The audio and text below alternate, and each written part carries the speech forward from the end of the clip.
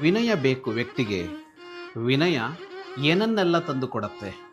ಆದರೆ ಹೆಚ್ಚಾಗಿ ವಿನಯ ಅಂತ ಅಂದ ಕೂಡಲೇ ನಾವು ಬಾಗಿದಂತೆ ಆಗತ್ತೆ, ನಾವು ನಮ್ಮತನವನ್ನು ಬಿಟ್ಟಂತೆ ಆಗತ್ತೆ ಅಂತೆಲ್ಲ ಅಂದುಕೊಂಡು ಬೀಗ್ತಾ ಇರ್ತೇವೆ.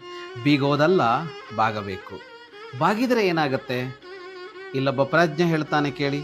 ತಿಷ್ಠತಾಂ ತಪಸಿ ಪುಣ್ಯಮಾಸೃಜನ್ ಸಂಪದೋನುಗುಣಯನ್ ಸುಖೈಷಿಣಾಂ ಯೋಗಿನಾಂ ಪರಿಣಮನ್ ವಿಮುಕ್ತಯೇ ಕೇನ ನಾಸ್ತು ವಿನಯ ಸತಾಂ ಪ್ರಿಯ. ಯಾರೋ ಒಬ್ಬ ತಪಸ್ಸಿನಲ್ಲಿ ಮುಳುಗಿದಾನೆ, ಅವನಿಗೂ ವಿನಯ ಬೇಕು.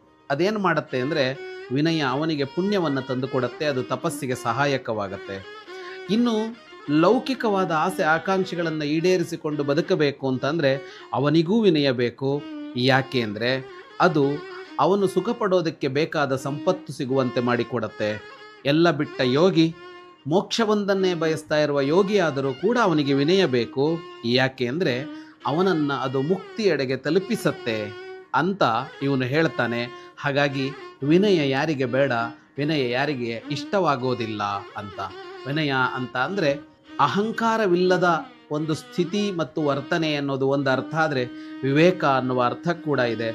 ಎರಡು ಅರ್ಥದಲ್ಲಿಯೂ ವಿನಯ ಎಲ್ಲರಿಗೂ ಸಹಕಾರಿಯಾದದ್ದು. ಶುಭಂ ಭೂಯಾತ್. ಪಂಚಲೋಹದ ಪ್ರಣವನಾದ ಘಂಟೆಗಳು ಹೃದಯಾಂತರಾಳದಲ್ಲಿ ಅನುರಣಿಸುವ ಚಿರಂತನ ಮಂಗಳ ನಾದವೇ ಪ್ರಣವ. ಸಾಧಕನ ಶ್ರೇಷ್ಠ ಸಾಧನ ಪ್ರಣವನಾದ ಘಂಟೆಗಳು. ಇಂದೇ ಕರೆ ಮಾಡಿ 8050124365.